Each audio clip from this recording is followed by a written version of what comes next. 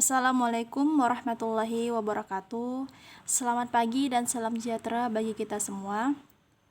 Mudah-mudahan pada hari ini kita semua dalam keadaan sehat walafiat sehingga kita dapat melaksanakan aktivitas kita seperti biasanya, termasuk aktivitas daring yang kita laksanakan pada hari ini.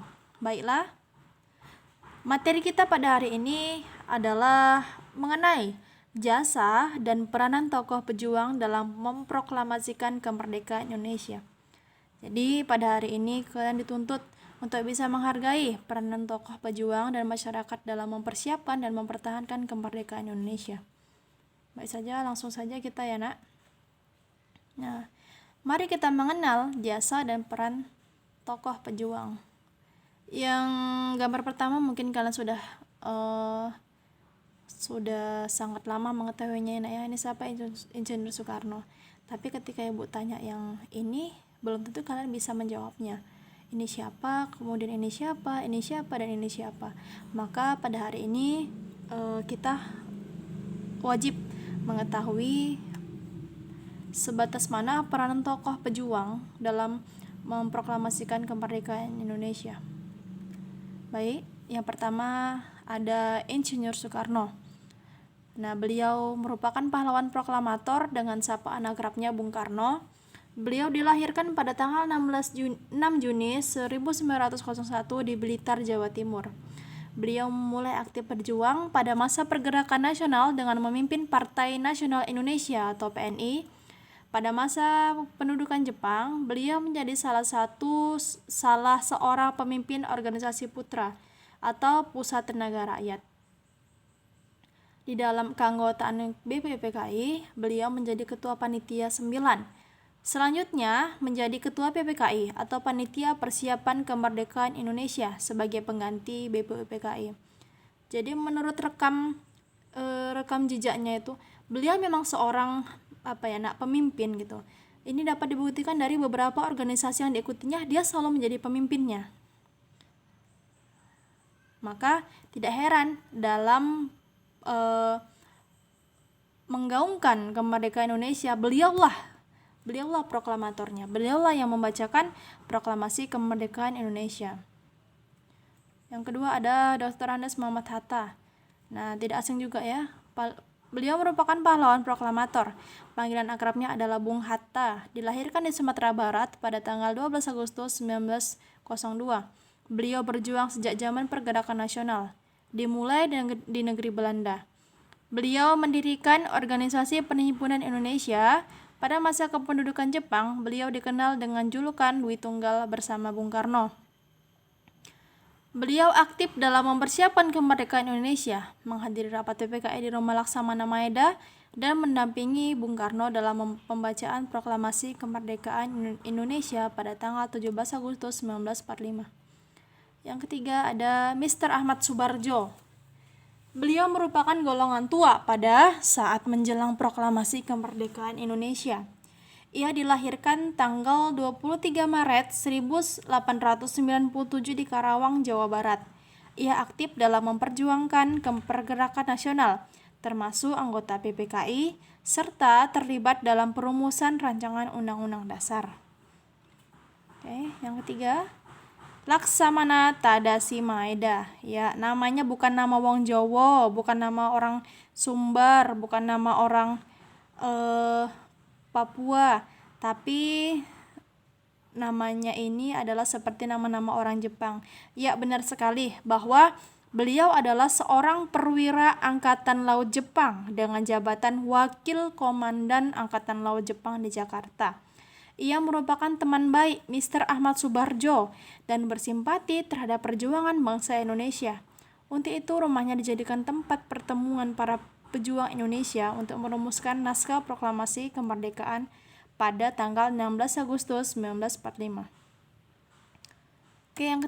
Yang selanjutnya adalah Fatmawati. Nah, beliau merupakan istri Bung Karno. Dilahirkan di Bengkulu pada tahun 1923. Ia berjasa menjahitkan bendera pusaka merah putih. Bendera tersebut dikibarkan pada tanggal 17 Agustus 1945 di halaman rumahnya yang sekaligus tempat dibacakan naskah proklamasi kemerdekaan Indonesia di Jalan Pegangsaan Timur nomor 56 Jakarta. Lanjut. Nah, ini adalah Latif Hendraningrat. Beliau adalah seorang pejuang kemerdekaan. Pada masa pendudukan Jepang menjadi anggota PETA atau pembela tanah air, beliau adalah penggerek bendera merah putih tanggal 17 Agustus 1945. Beliau membawa Insinyur Soekarno dan Mr. Ahmad Subarjo ke Rengas Dengklok Kerawang. Kenapa beliau membawa Soekarno dan Hatta, nak? Sebab beliau dan golongan muda lainnya ingin mendesak kedua tokoh nasional tersebut untuk segera memproklamasikan kemerdekaan Indonesia. Karena pada saat itu Jepang memang sedang mengalami vacuum of power atau kekosongan kekuasaan yang disebabkan dibomnya kota Hiroshima dan Nagasaki. Sehingga pada saat itu Jepang memang hancur lebur. Kemudian selanjutnya adalah Hairul Saleh. Beliau adalah seorang aktivis pemuda dalam pergerakan nasional. Ia dilahirkan tanggal 13 September 1916 di Sawah Lunto, Sumatera Barat. Ia menjadi anggota Angkatan Muda Indonesia pada saat pendudukan Jepang. Tetapi akhirnya ia sangat dibenci oleh pihak Jepang. Ia menjadi pemimpin pertemuan di Gedung Bakteriologi Jakarta, sekarang Universitas Indonesia, yang menginginkan kemerdekaan tanpa ada peran dari PPKI.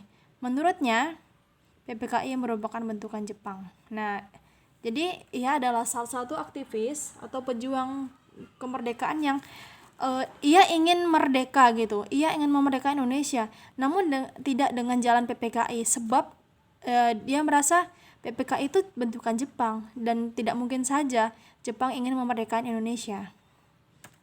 Kemudian selanjutnya adalah Wikana.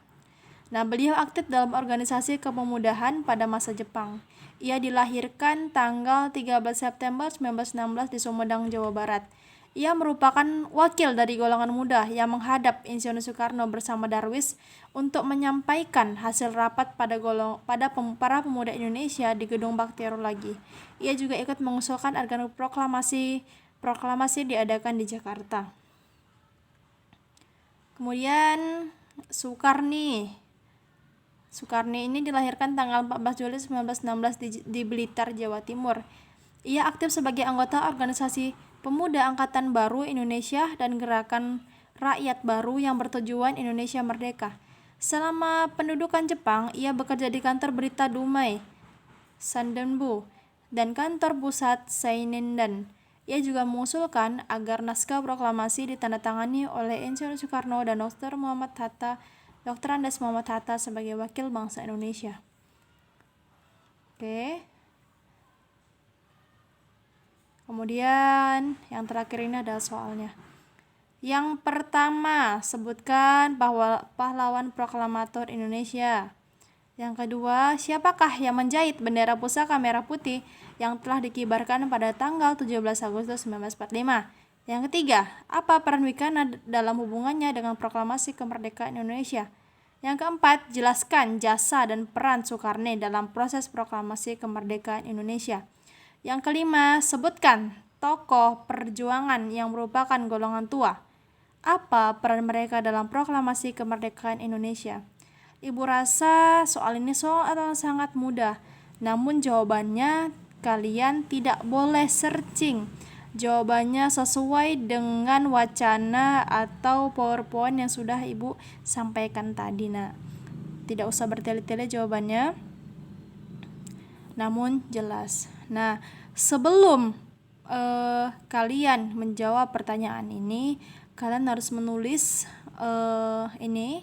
menulis peran tokoh perjuangan ini dalam buku kalian. Setelah kalian tulis ini semua, baru kalian menulis soalnya. Kemudian kirimkan, fotokan catatan kalian dan juga jawaban kalian dan kirim ke Google Classroom. Terima kasih.